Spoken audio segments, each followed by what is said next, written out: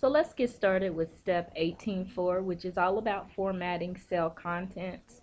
Um, just like you learned in Microsoft Word, when you work with spreadsheets, whether you're managing expenses and budgets and tracking data, it is important to have a well organized, well formatted spreadsheet. Just like we worked with formatting in Word, Microsoft Word tables, we will also merge cells and change font styles and sizes in Excel. So let's go ahead and get started.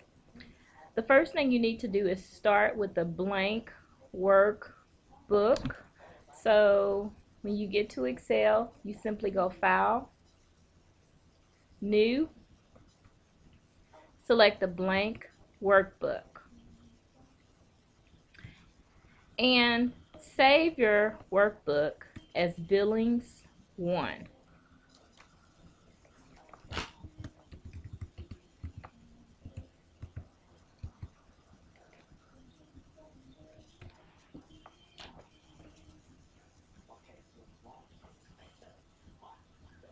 Alright, so in cell A1, enter utilities,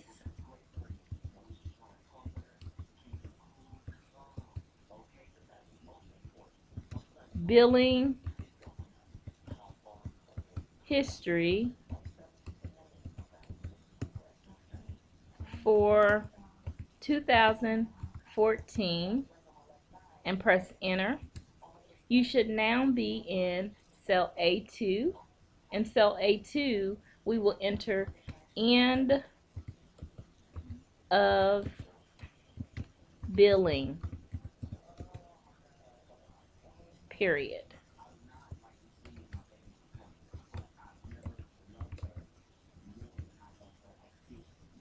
Press tab, and we're now in cell B2. Enter the word charges.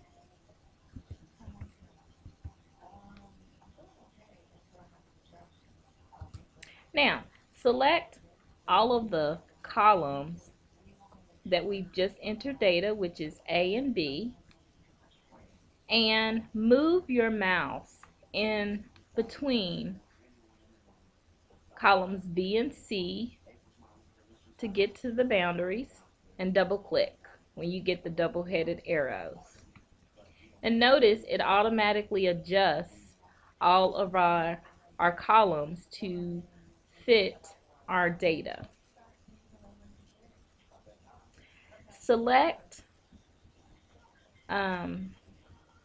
columns A1, B1, and C1 so that we can merge and center our title. In your alignments group, click the merge and center button.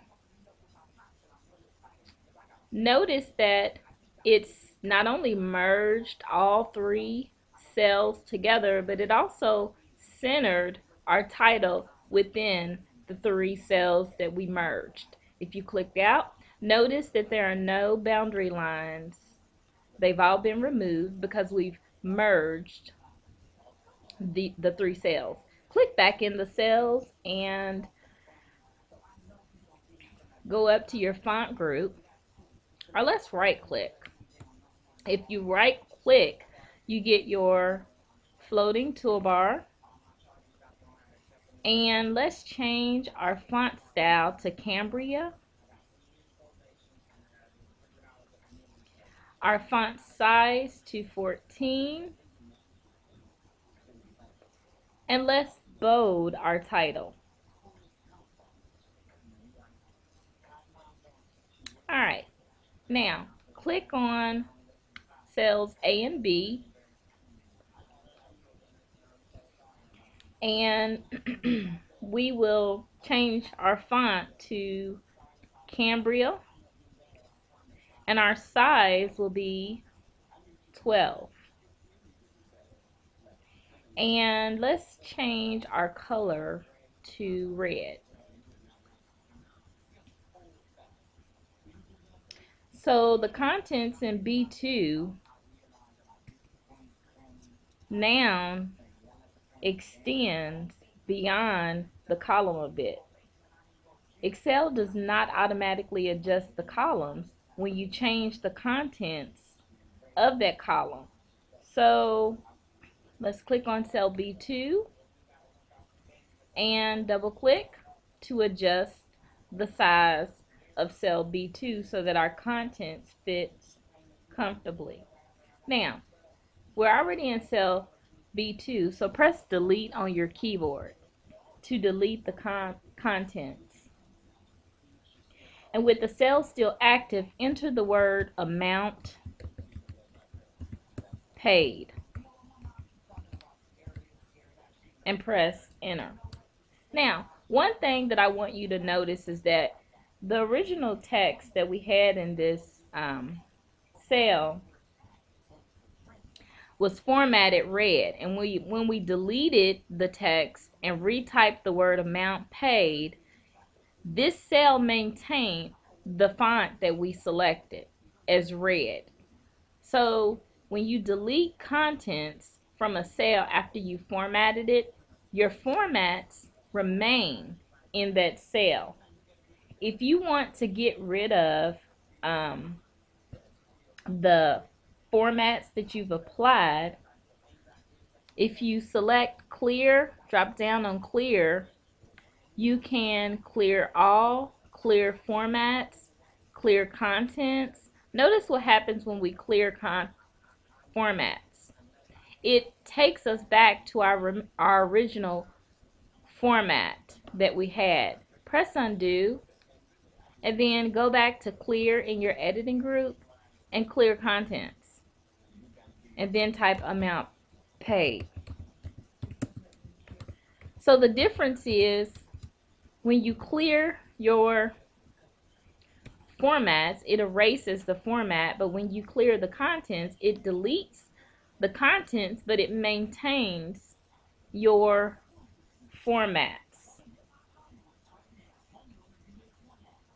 Let's auto fit B column again so that our text fits. Select your range A2 to B2. Let's go back to our clear and let's select clear formats. Deselect your cells and notice that it took us to our original format, which was Calibri, and the size is 11. And let's apply Cambria 12.